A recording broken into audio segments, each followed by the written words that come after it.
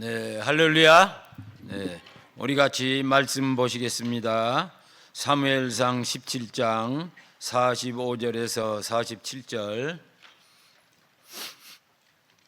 다윗이 블레셋 사람에게 이르되 너는 칼과 창과 새 단창으로 내게 오거니와 나는 만군의 여호와의 이름 곧 내가 모욕하는 이스라엘 군대 하나님 이름으로 내게 가노라. 오늘 여호와께서 너를 내 손에 붙이시리니 내가 너를 쳐서 내 목을 베고 블레셋 군대 시체를 오는 공중의 새와 땅의 들짐승에게 주어 온 땅으로 이스라엘의 하나님이 계신 줄 알게 하겠고 또 여호와의 구원하심이 칼과 창에 있지 아니함을 이 무리에게 알게 하리라. 전쟁은 여호와께서 속한 것인즉 그가 너희를 우리 손에 넘기시리라. 아멘. 이 세상에는 살아가는 사람들의 모습을 보면 살아가는 모습이 두 종류로 이렇게 나뉘어요. 하나는 자연 법에 따라 사는 사람. 이 자연법이 뭐예요? 세계 물리적 세계를 움직이는 법이 있어요. 그것은 과학적 법칙이다 이렇게 사람들이 말을 하는데 그건 우리가 쉽게 말하면 중력의 법칙.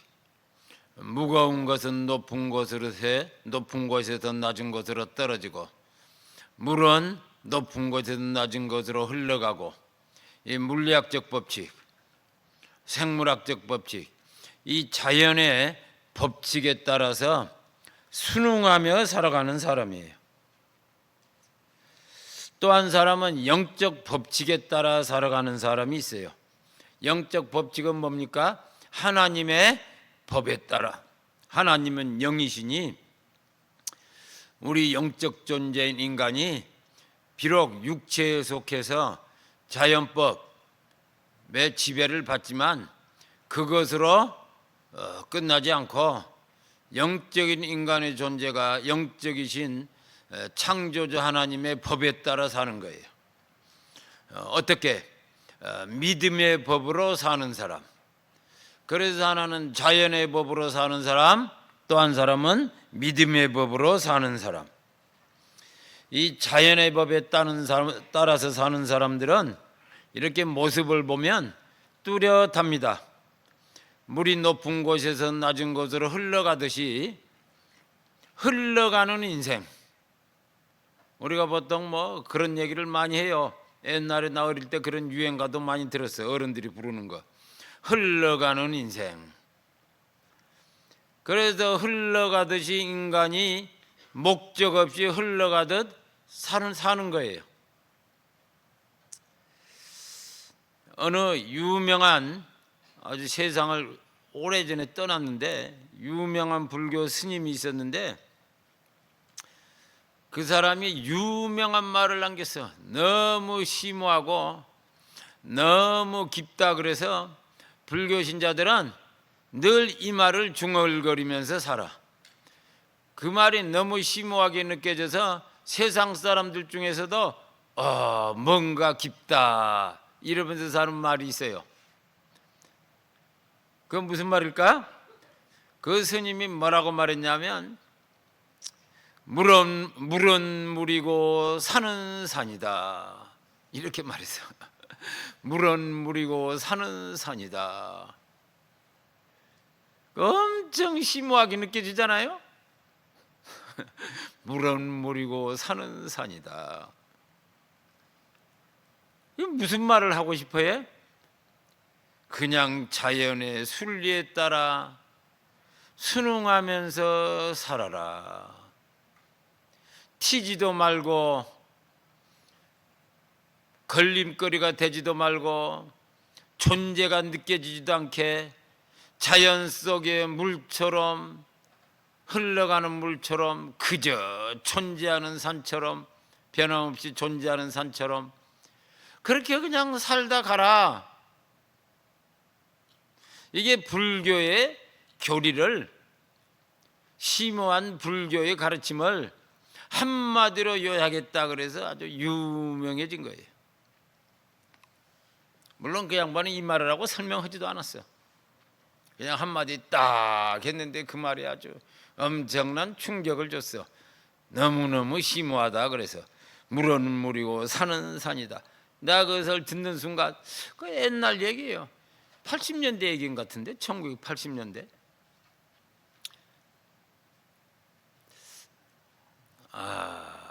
물은 물이고 산은 산이다. 나 그래 지리산에서 태어나서 어린 시절 지리산에서 살아서 느낌이 세요. 느낌이. 이 양반이 이 말할 때 왜 이 말했는지가 느껴지더라고. 느껴져. 내가 태어나서부터 산 1m도 바뀐 게 없어. 조상되도록 그 산 지리산은 그대로 있는 거야. 그 지리산의 물이 위에서부터 흘러내려가는데 변함없이 물이 흘러가. 물은 물이고 산은 산이다. 그래서 불교 도를 닦지 않았는데도 느껴지더라고. 그냥 조용히 살다 가라.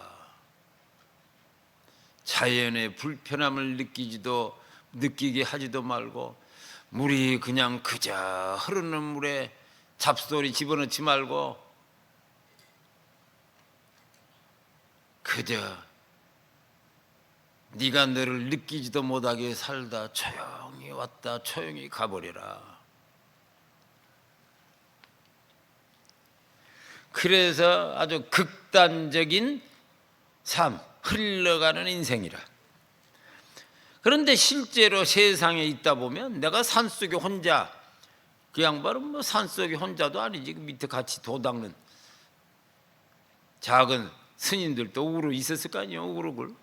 또 관광객도 뭐 그 양반이 저 순천에 어느 유명한 절에 있었는데 뭐 관광객도 자주 가요. 그게 늘 뭐 복잡 그래요.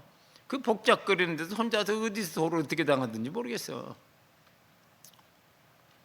복잡거려. 세상이 그쪽으로 들어간다고.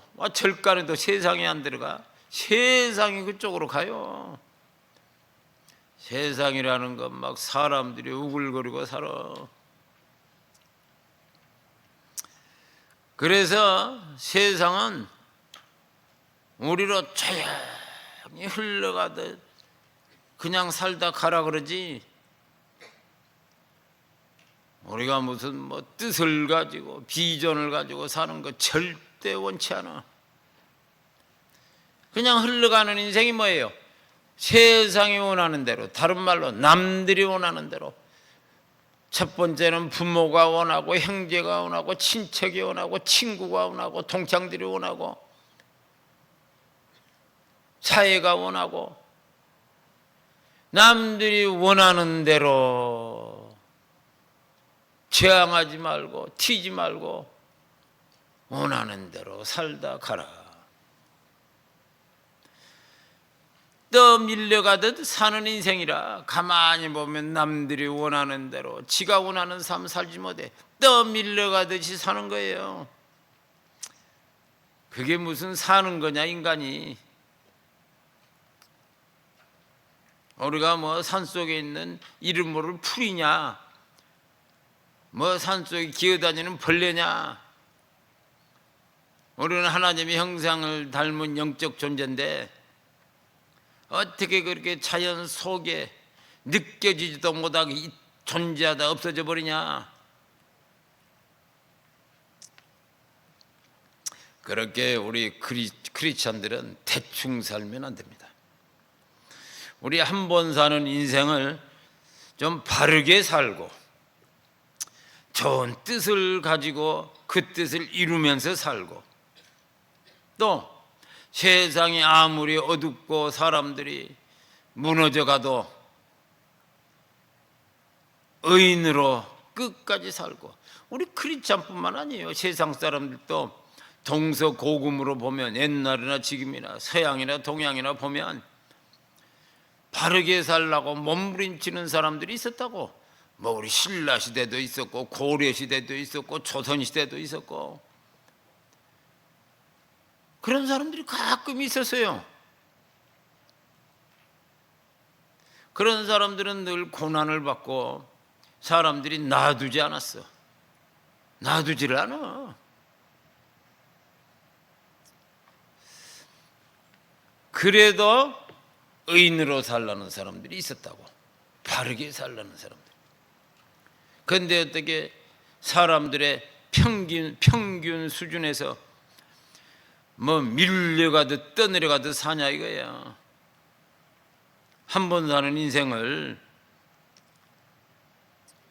그래서 난 그렇게 살기 싫다. 정말 뜻을 가지고 꿈과 비전을 가지고 살겠다 하면은 놔두지를 않아. 막 세상이요 좌절시킵니다. 그리고 무릎 꿇게 만들어. 그래서 너도 세상에 순응하고 흘러가듯이 살아라 막 위협하고 놔두질 않아. 그래서 의인의 길을 간다는 게 쉽지 않아요. 계속 끌어당겨. 네가 무슨 특별하냐, 네 꼴을 봐라. 너 뭐 대단하냐. 너도 남들 사는 것처럼 그렇게 대충 살다 가. 남들이 뭐 추구하는 거 추구하고 원하는 거 취하고 뭐 그렇게 너도 폼 잡을 수 있으면 폼 잡아보고 그렇게 살아가. 뭘 어떻게 그렇게 꼭 사냐. 놔두질 않아. 특별하게 살라고 하지 말아라. 남들이 사는 것처럼 그렇게 다 살아라. 놔두질 않아요. 뭐 네가 뭐 대단하냐, 니까지 것이 하면서 또 뭐 속삭이고 결국은 좌절시켜. 그리고 자기들 중에 하나를 딱 만들어놔. 자기들 중에 하나를. 그러나 영적인 법칙, 정말 믿음의 법에 따라 사는 사람들은 절대 그것에 굴복하지 않는다. 아멘. 세상은 믿음의 사람들을 집요하게 협박하고 길들여 세상에 순응하도록 길들이는 거예요.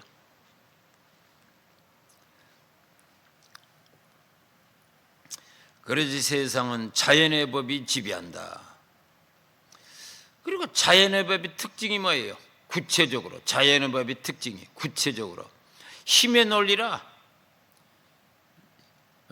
약육 강식에 강자는 지배하고 약자는 지배받고 힘 있는 자는 권세 부르고 힘 없는 자는 무릎 꿇고.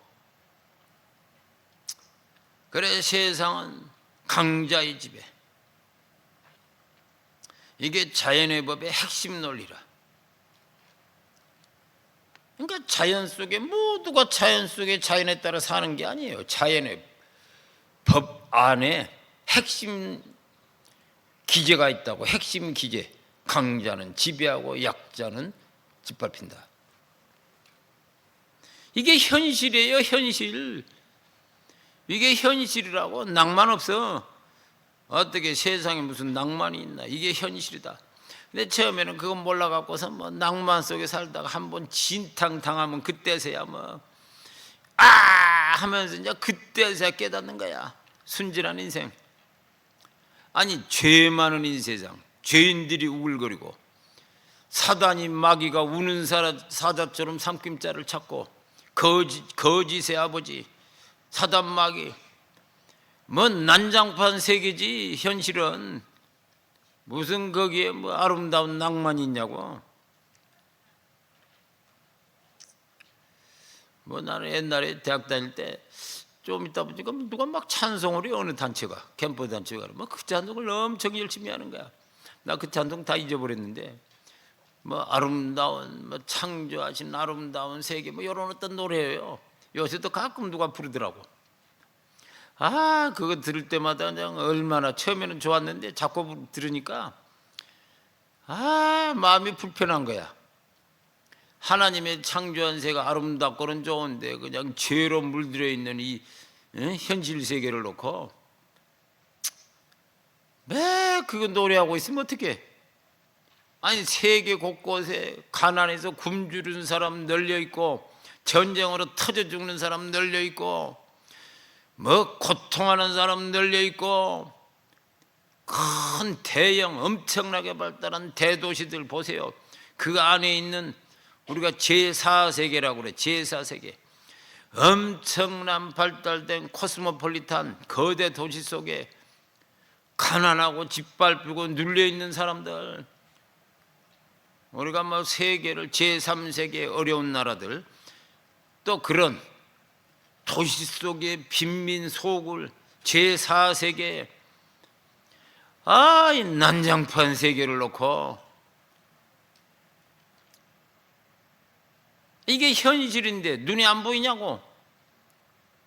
왜 하나님의 아름다운 세계 아름다워라. 하나님은 전능하시고 거룩하시고 의로우시고 늘 정의를 원하시고 다 좋은데 현실은 그렇지 않아. 그러니까 어떤 사람이 또 개념 없어 갖고선 그럼 하나님 전 나쁜 악을 마귀 새끼를 없애버리시죠. 없애버려.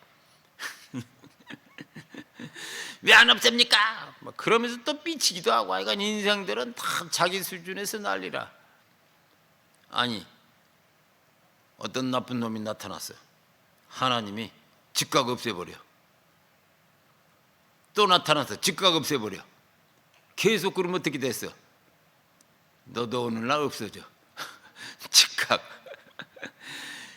문제 생긴 순간 쳐서 없애버리면 누가 낫겠어? 한 명도 안 남아요.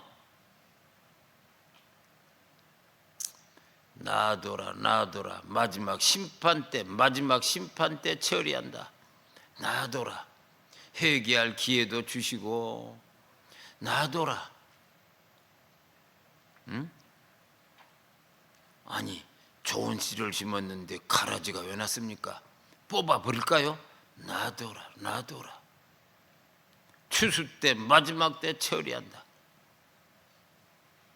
아니면 순간순간 개입하면 여기 있는 사람 남아있는 사람 누가 있겠어? 나를 포함해서 진작 사라져 소멸됐지. 그렇게 하는 게 아니고 현실세 하나님은 살아계시고 역사를 경영하시지만 현실은 또 그렇지 않다. 그래서 우리는 이 땅에 소망을 두지 않고 천국에 소망을 두는 거예요. 그래서 천국, 영원한 하나님의 나라 천국. 그래 어쨌든 이 현실적인 힘의 논리가 지배해. 그러니까 사람들이 어떻게 대응해요? 이 힘의 논리가 강력하게 지배하는 이 세상에 사람들은 어떻게 대응해? 우파들은, 자유주의 우파들은 너도 힘을 가져라. 그래서 막 능력주의가 성행해. 능력주의. 힘을 가진 자, 능력을 가진 자는 살고 그렇지 않으면 짓밟혀 죽는다. 막 그래서 막 능력을 추구하면서 열심히 공부하고 열심히 사는 거예요. 그래 자유 우파들의 대응법이라. 너도 힘을 가져라. 그런데 좌파 사회주의 공산주의자들은 어떻게 해? 강자, 많이 가진 자를 죽여버려라. 그래, 다 죽여버려. 그래서 끝내버려라.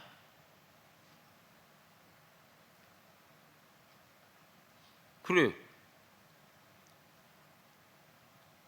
너도 힘을 가져라. 자유우파. 너도 힘을 가져. 끝없이 경쟁하다가 왜? 끝없이 지배자가 되려고 경쟁하면, 능력을 가지려고 경쟁하면 네가 지금 능력 가져서 다른 사람이 나타나서 너 죽어. 또 네가 능력까지도 또 다른 사람이 나타나서 너 죽여. 끝없이 경쟁하다 피 흘리며 쓰러져 간다.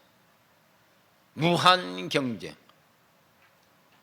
그래 지금 세계가 소련 해체 이후에 세계가 하나의 시장 경제 속에서 글로벌 마켓 시스템 무한 경쟁 기지가 작동하잖아요. 무시무시하잖아.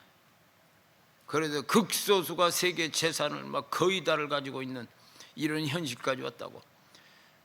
끝없이 경쟁해. 좌파들은 다 때려잡아 죽여버려. 그렇게 말하는 거야. 그러면 되나? 다 때려잡았더니 어떻게 돼? 막 능력을 갖고 힘을 갖고 열심히 막 노력하고 사는 사람을 다 때려잡았어요. 누구만 남았어요?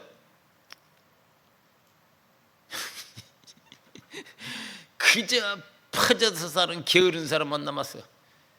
전체가 굶어 죽어. 그러면 누가 쌀 만들고 누가 밥 만들어?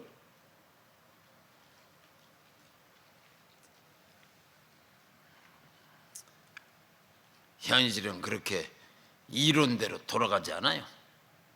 현실은 이론대로 돌아가지 않는다고. 좌파들이 강자를 죽여라 그랬더니 강자를 죽인 줄 알았더니 지들이 엘리트 집단이 돼서 엘리트주의로 빠졌어요. 엘리트주의. 프로레타리아는 안중에도 없고 좌파 진영이 엘리트 그룹 집단 독재 체제를 구축해. 소련에서도 그랬잖아요. 지금 중국에서도 그러잖아요. 항상 그래요.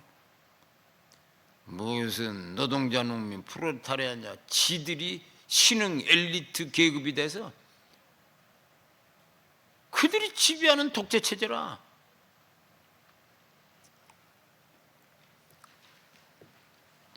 그래서 지금 세계는 좌파 진영이 지배하는 세계는 집단 독재 체제로 이미 진작 넘어갔다. 그러니까 뭐 좌파고 우파고 해법을 내놓는데 되는 일이 없어요.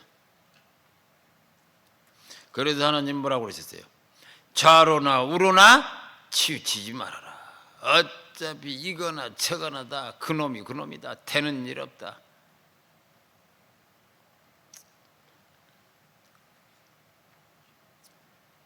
하여간 힘의 논리가 지배하는 세상에서 그것을 어떻게 대응해 보려고 난리인데 세상에서 두 진영으로 나누어서 되는 일 없다. 이래저래 우리도 믿음으로 산다, 의인으로 산다 쉽지 않아. 고난이 적지 않아요. 그래서 참 의인으로 산다는 그 자체가 세상에서는 큰 도전이야. 그래서 아브라함이 무너져가는 소돔과 고모라를 두고 하나님께 쟤들을 심판해서 다 죽여버린다니까 아브라함이 죽이지 마소서. 의인이 50명이 있으면 뭐 의인이 40몇 명이 있으면 의인이 뭐 20몇 명이 있으면 의인이 뭐 10명이 있으면 그렇게 어두운 소돔과 고모라에 의인이 어떻게 존재하겠어?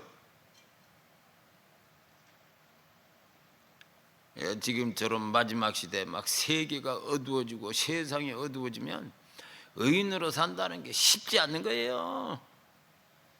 쉽지 않아.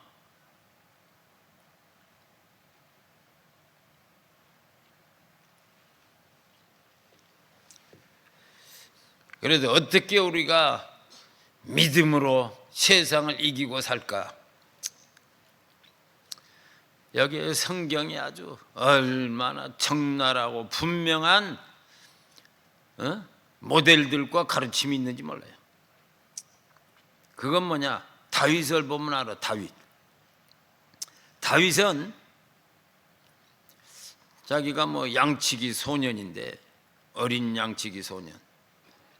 그런데 자기는 어리니까 군대도 가지 않았어. 원래 전쟁이 나면 청년 장년은 딱 칼 들고 창 들고 전쟁에 나가요.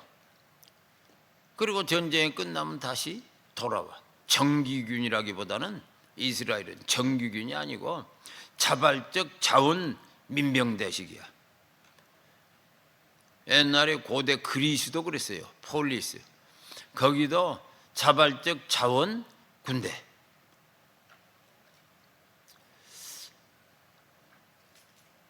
그런데 그 당시도 그런 상황이었는데, 그러니까 자발적 군대니까 형들이 군대 전쟁에 나갔는데, 자발적 군대니까 국가가, 왕국이 그들에게 밥을 주고 무기를 주는 게 아니고 각자 무기 들고 각자 신발 신고 창 들고 와서 싸우는 거예요. 그럼 밥은 가족이 매일 갖다 줘, 전쟁터로.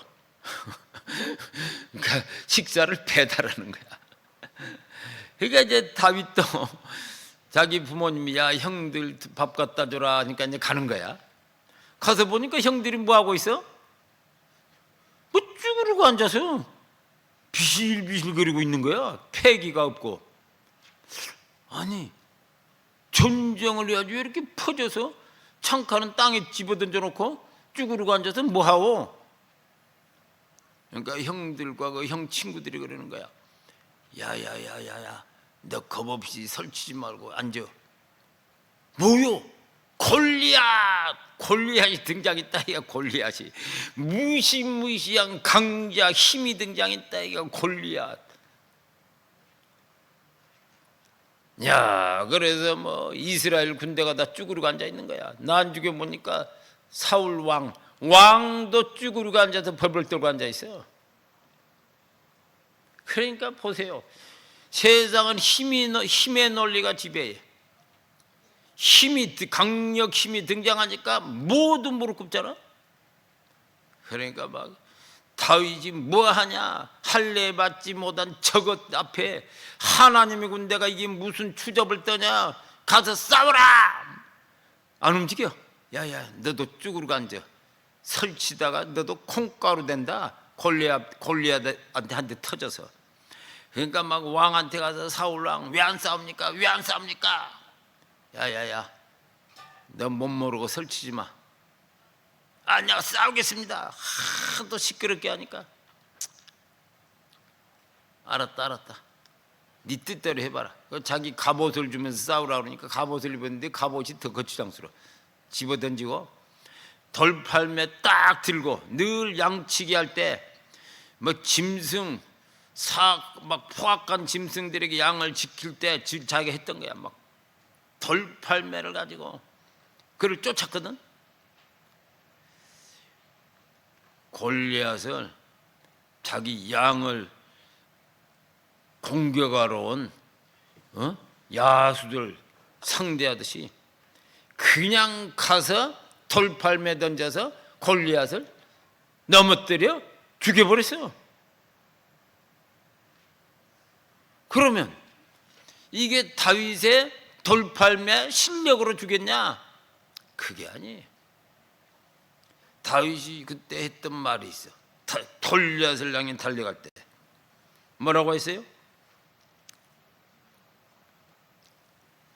45절 다윗이 블레셋 사람에게 이르되 골리앗에게 얘기하는 거야. 너는 칼과 창과 새 단창으로 내게 오거니와 나는 만군의 여호와의 이름, 하나님의 이름으로 간다 이거야. 참, 아니 엄청난 힘 앞에 골리앗, 이스라엘 군대가 무릎 꿇고 벌벌 떨고 있는데 하나님의 이름을 어디 집어던져 놓고 다윗은 하나님의 이름으로 간다.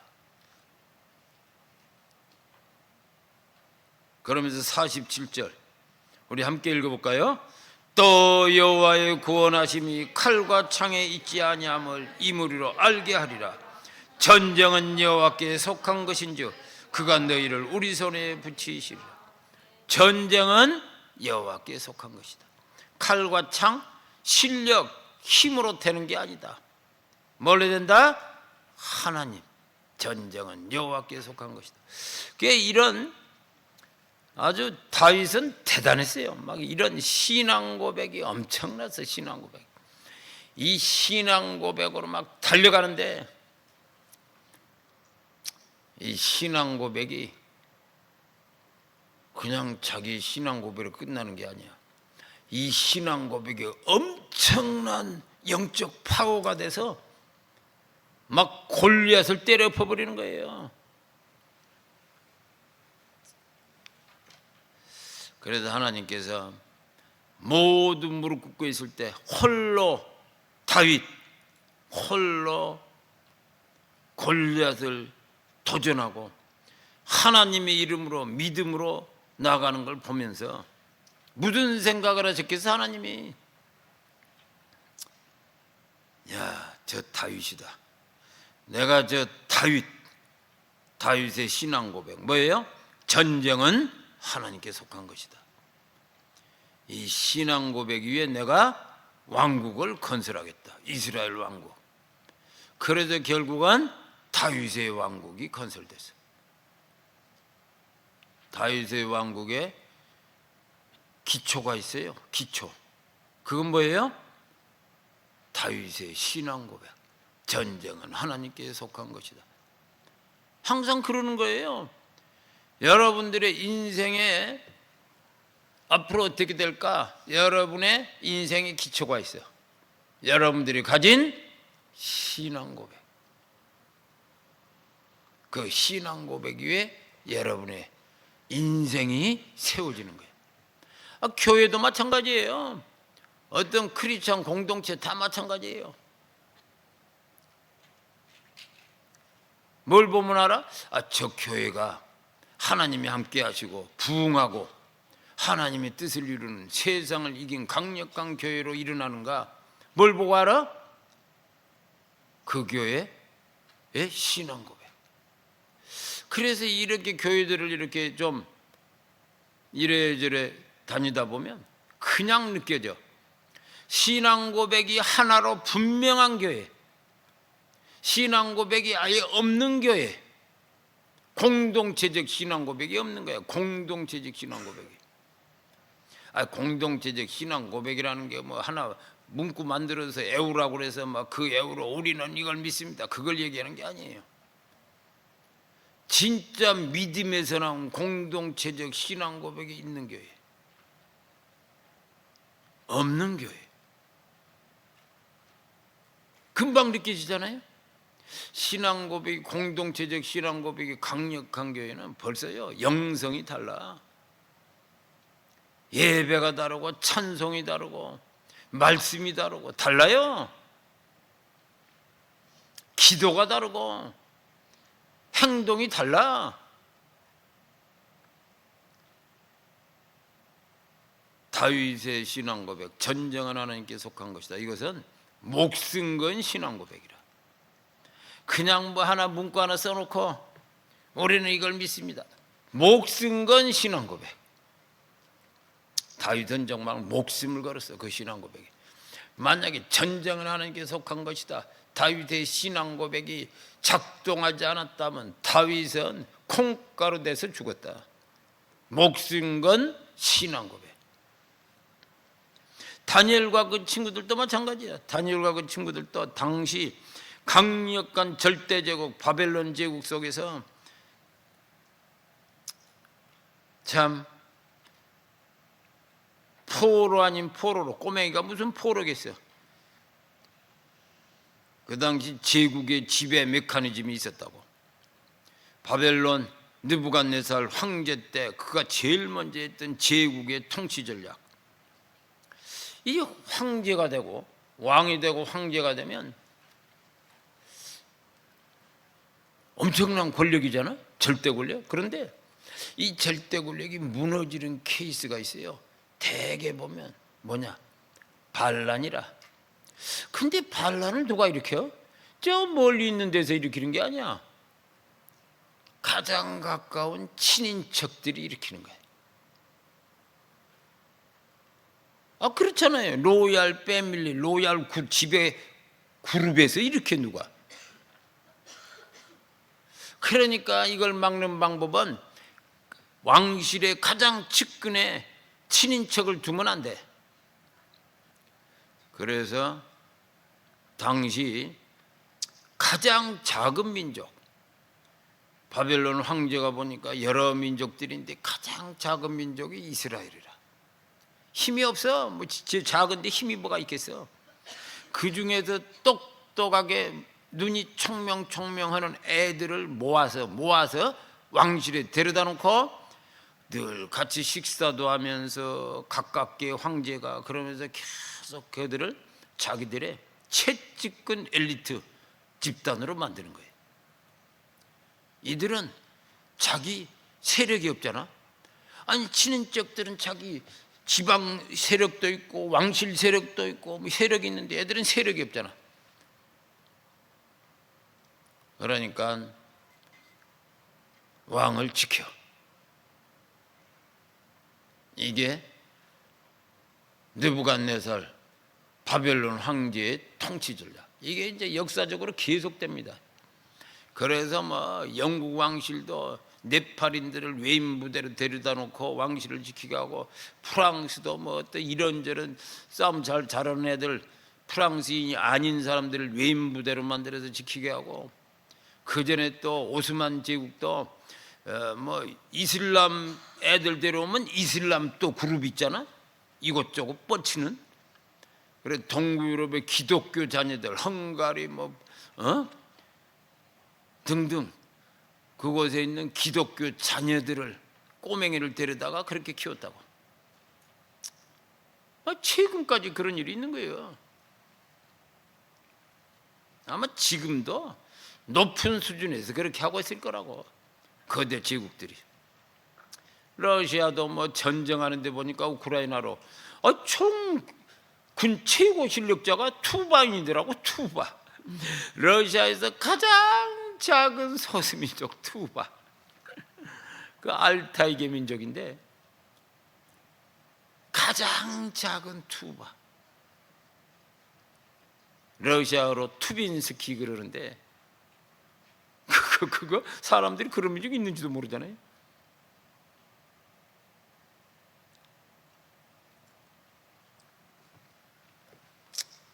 그러니까 다니엘 때도 그렇게 가장 작은 민족의 자녀로 이스라엘 애들이 데려다 놓은 거야. 이렇게 뭐 관리들이 다녀요. 애들이 놀고 있으면 쳐다봐. 길거리에서 놀잖아. 마을에서 눈이 반짝반짝, 동작이 달라. 그리고 꼬맹이들 앞에 지가 뭔가 좀 막 리더십이 있는 것 같아. 그런 애들을 데려다가 왕실로 키우는 거야. DNA를 보는 거야. 꼬맹이 때부터 DNA를. 지금도 그렇다고. 그래서 끌려왔는데 다니엘은 대단했어. 뭐 우상에 드린 음식 안 먹는다 막 그렇게 시작해서 꼬맹이가 그게 쉬워? 지 친구들까지 다 꼬셨겠지. 우리는 먹지 마. 우리가 누군 줄 알아 너? 우리는 하나님의 백성이야. 우상에 드린 거 먹으면 안 돼. 그러니까 다른 꼬맹이들도 알겠다. 얘 다니엘의 이 믿음이 어디서 나왔겠어? 그 엄마, 우리는 그 엄마가 누군지도 몰라.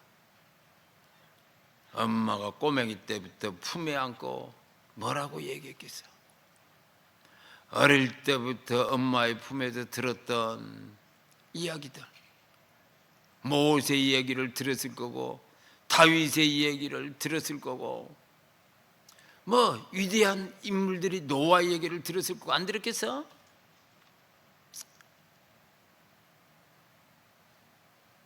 믿음의 사람들, 너도 이렇게 살아야 된다. 그 조그만 때 들었던 그게 아주 그냥 영적 DNA가 돼갖고선 강력해요. 그런 나중에 황제 신하들이 다니엘과 그 친구들을 시기해서 애들 다 죽여버리자. 그래서 아주 작전을 했는데 황제를 숭배하지 않으면, 신상 숭배하지 않으면 다 다 죽인다, 이 명령을 내리게 만들었어요. 그러니까 뭐 이제는 쟤들은 끝났다고 다 생각하는 거야. 이 정치인들이, 당시 정치인들이 막 다 알아. 쟤들은 끝났다, 드디어. 그런데 다니엘서 3장 17, 18 보세요. 다니엘과 그 친구들 같은 믿음이라 애들은 딱 뭉쳐서 같은 믿음, 신앙 고백 위에 서 있었다고. 애들이 뭐라고 그래? 우리 한 목소리로 읽습니다. 만일 그럴 것이면 왕이여, 우리가 섬기는 우리 하나님이 우리를 극렬히 타는 풀목 가운데서 능히 건져내시겠고 왕의 손에서도 건져내시리이다. 그리 아니하실지라도 왕이여, 우리가 왕의 신들을 섬기지 아니하고 왕이 세우신 금신상에 절하지 아니할 줄을 아옵소서. 우리가 신상에 경배하지 않으면 우리를 죽인다고? 우리 하나님이 우리를 보호하실 것이요. 그런데 그 다음이 더 무시무시해. 그 다음이 그들의 신앙 고백이라. 이게 아니고 그 다음이 그리 아니하실지라도, 하나님은 우리를 보호하지 아니하실지라도 우리가 왕의 신들을 섬기지도 않고 왕이 세우신 금신상에 절하지 않겠다. 엄청나잖아. 그리 아니하죠. 목숨을 걸고 드리는 신앙 고백. 절대 우리는 신상 앞에 무릎 꿇지 않는다. 그랬더니 목숨 건 신앙 고백이 작동하기 시작하네. 살아났어. 살아났어. 그래서 믿음이 뭐냐? 믿음은 추상적이고 관념적이라고 생각하지 마세요. 세상은 우리한테 그렇게 가르쳐. 왜? 믿음을 어떻게 과학적 논리 속에서 그걸 풀어내냐고. 비물질, 신념 같은 거 안 된다고. 믿음은 엄청난 강력한 능력이에요. 아멘? 사람들이 믿음 그러니까 또 자기 신념으로 자기 확신하고 헷갈리는 사람이 있어요. 자기 확신, 자기 신념은 근거가 없어요. 자기에게서 나온 거야. 믿음은 영원히 살아계신 하나님 말씀에 기초하고 있어요. 영원히 존재하신 하나님 그분에게 기초하고 있어요. 그러니까 능력으로 역사하는 거라고. 자기 확신 갖고 안 돼요. 자기 신념 갖고 안 된다고. 하나님을 향한 믿음이라. 아멘? 이 믿음은 관념이 아니고 추상적인 신념이 아니에요. 막 능력으로 역사한다. 그래서 예수님이 시체가 된 나사로 믿음 앞에서, 나사로가 죽었어. 그건 누이에게 했던 말 있잖아요. 누이들이 막 동생 죽었다고 슬퍼하니까 내가 믿느냐? 내가 믿으면 하나님의 영광을 보리라. 그러더니 나사로가 시체가 됐는데 그냥 동여맨 채로, 시체를 동여맸잖아. 동여맨처럼 무덤에서 걸어나와. 와, 엄청나잖아. 엄청나잖아요. 그래서 우리가 믿음을 자기 신념으로 생각하고 가볍게 얘기하면 안 돼. 그러니까 아주 누구나 다 똑같은 거예요. 어떤 사람은 자기 신념이 강하고 어떤 사람은 자기 신념이 약하고. 그러면 신념 강한 사람만 살아남게 해? 믿음은 그런 게 아니야. 마땅히 믿고 경배해야 될 하나님을 믿는 그 믿음의 기초 위에, 이건 뭐 신념이 강한 자, 신념이 없는 자, 똑똑한 자, 안 똑똑한 자, IQ가 높은 자, 안 높은 자 관계가 없어. 믿음처럼 절대 평등도 없다. 믿음으로 막 세상의 권력을 이기고 일어난 다니엘과 그 친구들.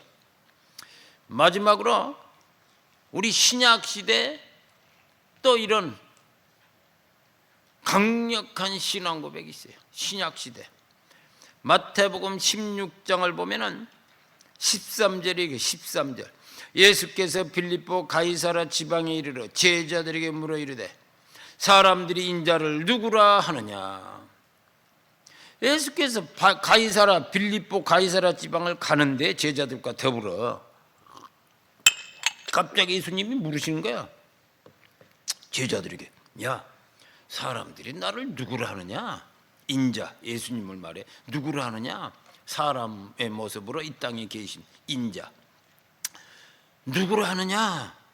그러니까 14절 이르되 더러는 세례요한 더러는 엘리야 어떤 이는 예레미야 선지자 중에 하나이다 하나.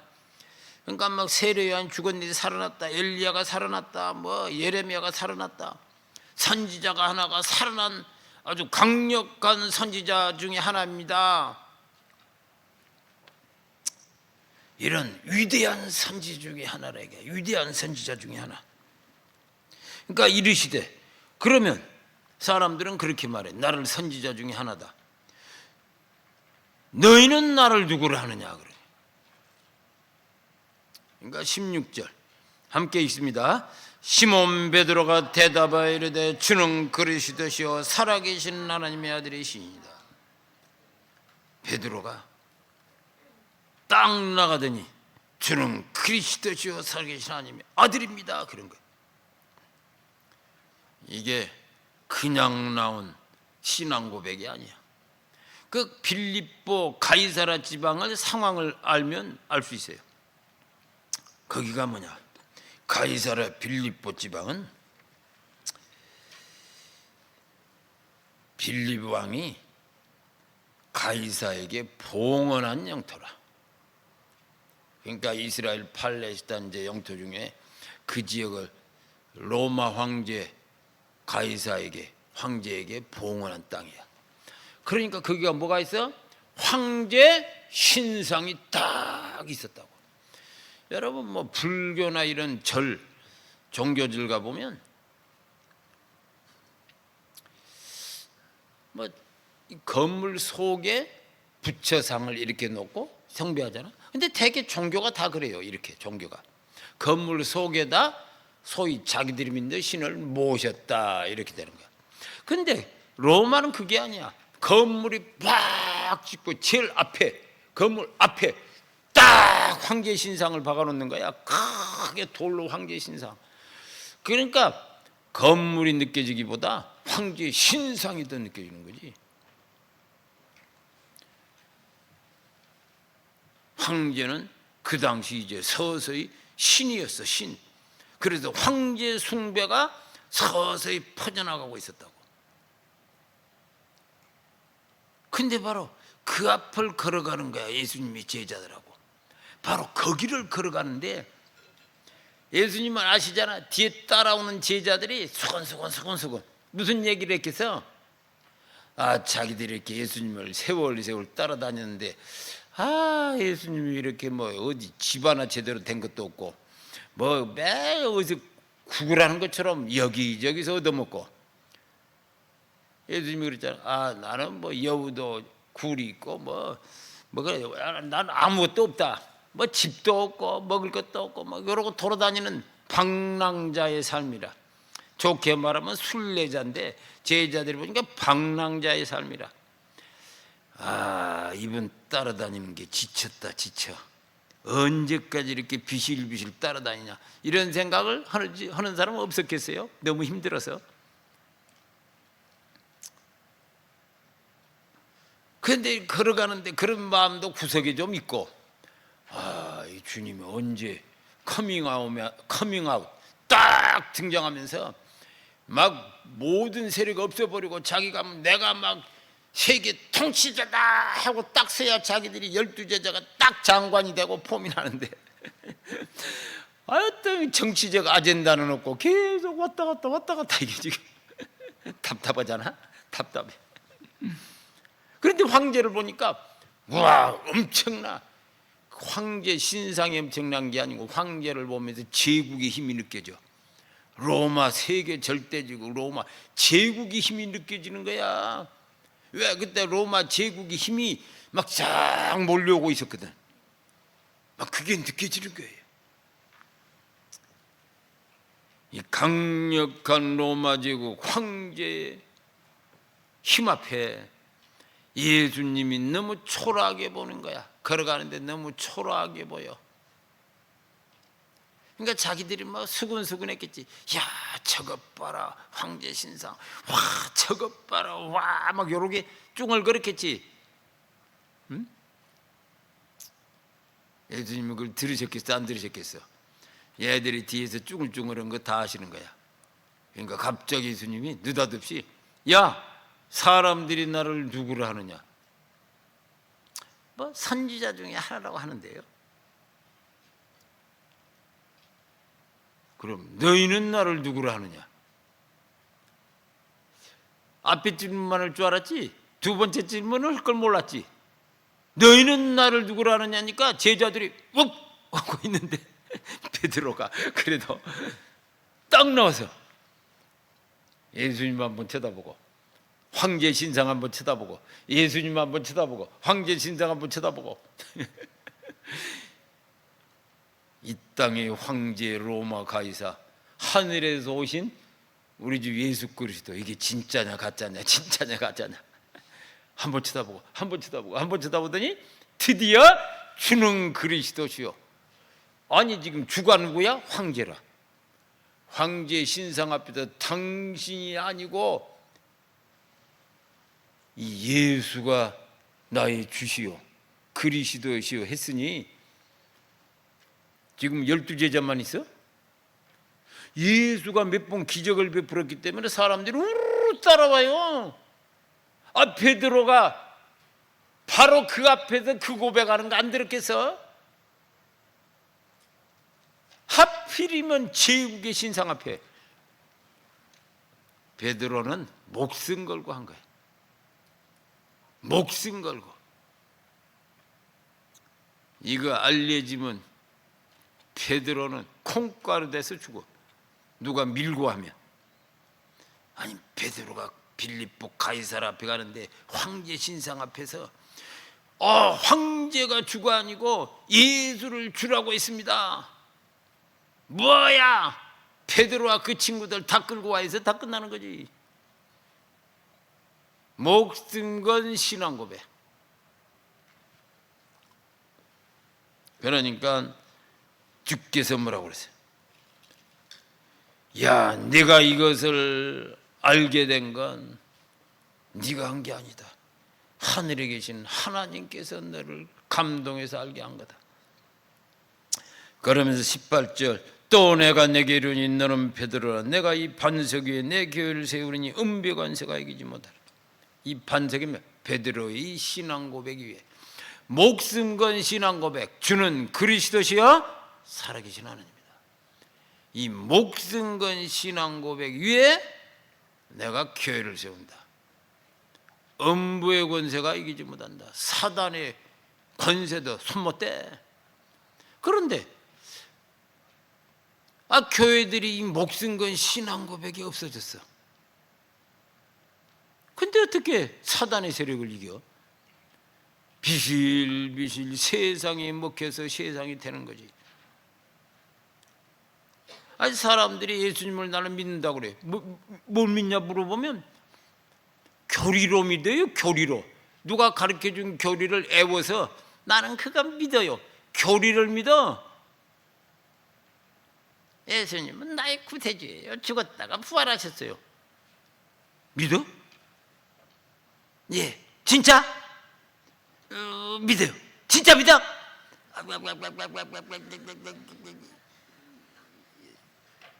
자꾸 왜 물으세요? 진짜 믿냐고?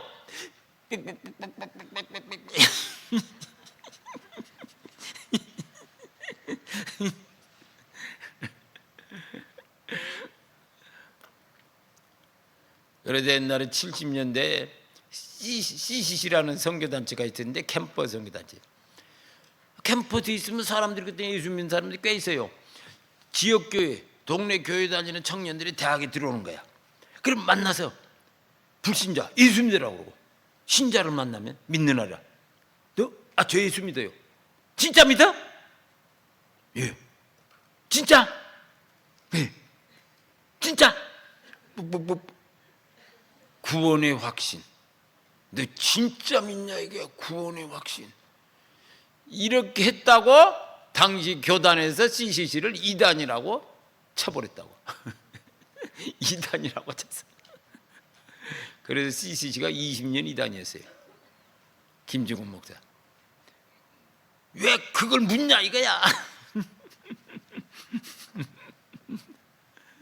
구원의 확신. 이건 비성경적이다. 이걸 추궁하는 것. 그래서 이단이라고 쳐버린 거야. 왜 하도 안 믿는 사람이 가짜가 많으면 그게 진짜가 돼요. 다수결이라.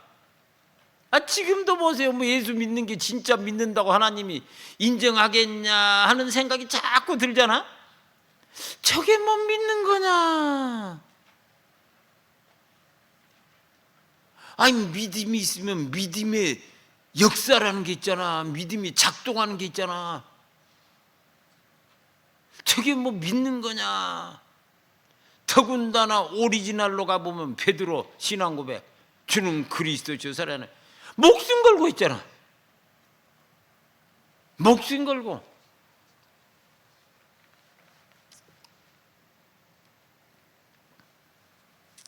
그래서 내가 선교지 있다 보니까 옛날에 선교지에서 누가 한 사람을 전도했더니 믿었어. 벌벌벌벌 떨면서 믿는 거야. 벌벌. 자기가 듣고 성경도 좀 듣더니 이게 진리다는 걸 알았어. 예수가 그걸 알았어. 무서워서 연락도 안 받고 수개월을 피신하더라고. 믿어야 되는데 믿으면 내가 죽는다는 두려움이 있는 거야. 이슬람이 놔두겠어? 자기가 최초의 기독교인이다 이런 심정으로 지금 예수를 믿는데. 그래 1년 있다가 우연히 길거리에서 만났어. 야, 너 왜 그동안에 연락 안 했냐? 그랬더니 제가 내일 찾아뵙겠습니다. 그럼 내일 왔어. 무서워서 그랬어요. 뭐가 무서워? 예수께서 구원자인지 알았는데 믿으면 나는 죽는다. 무서워서 그랬어요. 그래서 믿겠습니다. 그 기도를 했어요. 영접 기도를 했는데 벌벌벌벌 떠는 거야. 벌벌벌. 와, 벌벌. 딱 기도 끝나니까 뭐라고 하지? 딱 눈을 뜨더니 두려움이 떠났어요. 자기도 놀랐어요. 영접 기도 마치더니 두려움이 떠났어요. 성령이 오신 거예요. 그런데 그런 영접을 보고 한국에 와서 보니까 이거 뭐야 이거. 믿는다 단어는 똑같아. 믿습니다 단어는 똑같아. 믿습니다 단어가 1000가지 의미를 갖는 거야. 인생들마다 다 달라.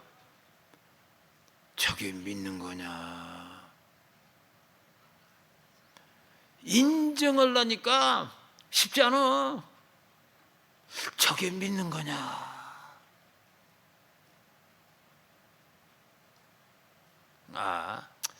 믿음으로 가는 과정에 있다. 그레주얼 컨버전. 믿음으로 가는 점진적인 개종에 있다. 믿음으로 가는 과정에 있다. 이러면 차라리 좀 나은데 저걸 믿는다라고 말하니까 이걸 어떻게 받아들여요? 그래도 어느 교회 그때는 막 성교지 돌아오고 막 불이라 불, 막 성령의 불로 가득 찼는지 뭐 어떻게 뭐 한국 교회와 현지 교회를 비교하면서 갑자기 막 내 뚜껑이 열렸는지 머리 뚜껑이 열렸는지 교회에서 부르면 교회에서 막 불을 토하듯이 막 설교를 했어. 한 번 설교하면 그 교회는 절대로 나를 안 좋아했어. 너무 와, 이게 뭐 믿는 거냐 이게. 나는 믿는다. 그게 믿는 거냐 이런 생각이 자꾸 드는 거야. 주는 그리스도시여 살아계신 하나님입니다. 목숨 건 신앙 고백. 이 반석 위에 하나님이 강력한 교회를 세우신다. 아멘. 신앙 고백이 음부의 권세를 이긴다. 아멘.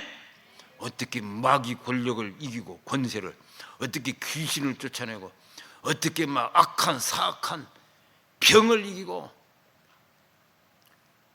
목숨 건 신앙 고백이 강력한 역사를 이루신다. 아멘.